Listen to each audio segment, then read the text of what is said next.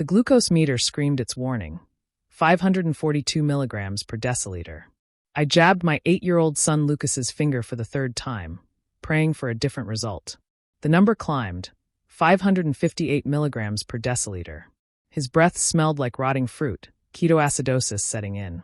His eyes were unfocused, skin clammy, and he could barely hold his head up. "Mom, I feel weird," he slurred, then vomited bile onto his dinosaur bedsheets. "We need insulin now." I screamed to my husband Mike, who was already tearing through the medical cabinet. "It's not here. Check the fridge. The backup box." "I am. It's all gone. Every vial." 3 months of insulin $2,400 worth vanished. We kept it meticulously organized, labeled, temperature-controlled. Lucas had type 1 diabetes, diagnosed at age 4. Without insulin, he would die. Not eventually. Soon. "Call 911. I held Lucas as he started convulsing. The paramedics arrived in 6 minutes that felt like 6 hours.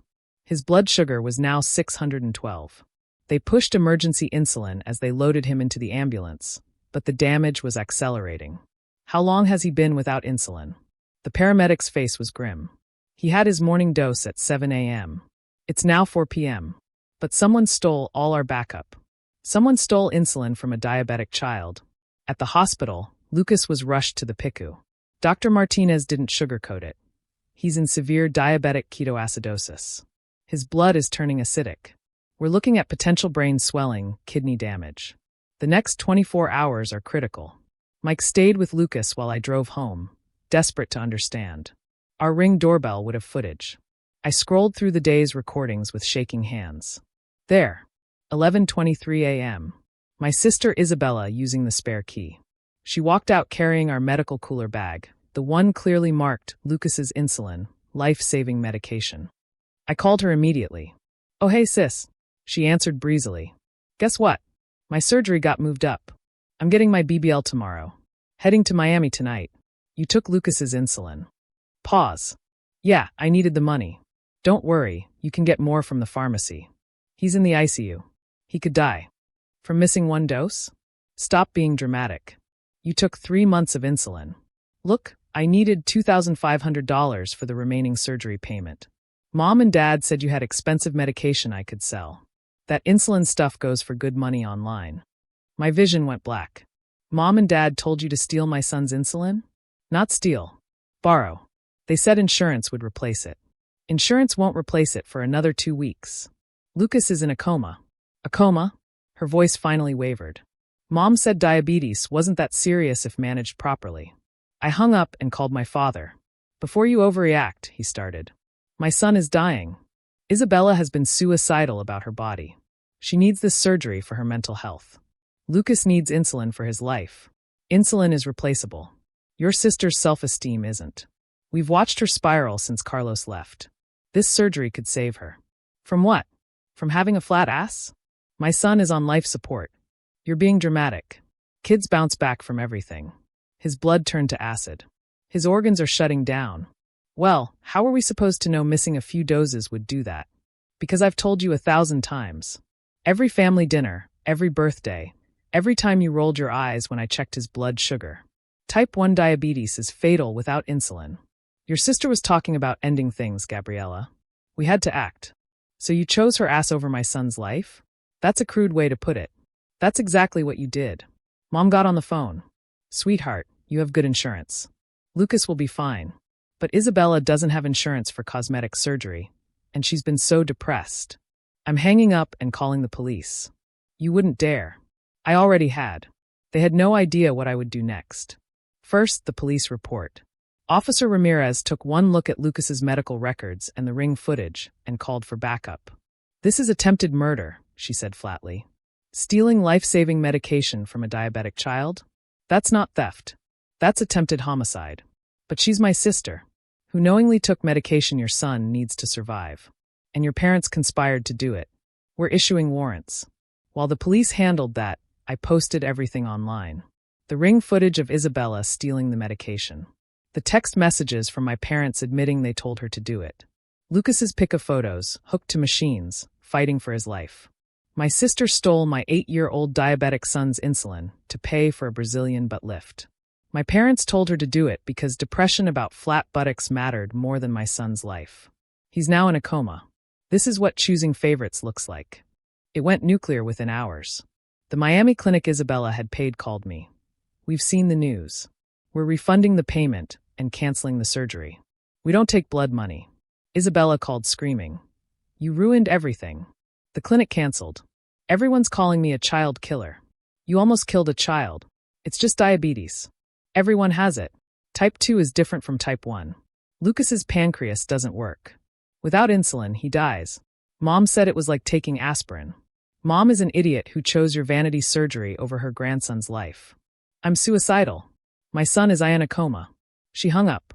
20 minutes later, she was arrested at the airport trying to flee to Miami anyway. The footage of her in handcuffs, crying about missing her BBL appointment while my son fought for his life, went viral with the caption, "The aunt who almost killed her nephew for a bigger butt." My parents were arrested at their home. Mom screamed about family loyalty while being cuffed. Dad threatened to disown me. The neighbors live-streamed it. But the real shock came from the investigation. Isabella had a buyers lined up, other people who couldn't afford insulin. She was selling my son's life-saving medication at a 300% markup to desperate diabetics while my parents watched. They'd done this before. With my grandmother's pain medication before she died. With my cousin's ADHD medication. They had a whole system. The prosecutor called it medical trafficking and upgraded the charges to a federal crime. Meanwhile, Lucas remained critical. The ketoacidosis had damaged his kidneys. He needed dialysis. The bill climbed past $200,000. I sued them all. Every penny they had. Isabella's apartment sold. My parents' house sold. Their retirement liquidated. Dad's classic car collection auctioned. Mom's jewelry gone. You're destroying your family. Mom sobbed at the hearing. You almost murdered my son for cosmetic surgery money, I replied. Isabella needed help. Lucas needed insulin. The judge wasn't sympathetic. You stole life-saving medication from a child to fund an elective cosmetic procedure. This is one of the most callous cases I've seen. Isabella got 5 years. My parents got 3 each. The day of sentencing, Lucas finally woke up. He'd been in a coma for 9 days. His first words were, "Mom, did I miss Halloween?" I sobbed. He'd missed Halloween, his birthday, and nearly missed the rest of his life because his aunt wanted a bigger butt. The medical bills totaled $1.3 million. Insurance covered some. The lawsuit covered the rest. But Lucas would have kidney problems forever. Dialysis 3 times a week until he could get a transplant. Isabella wrote from prison, "I'm sorry.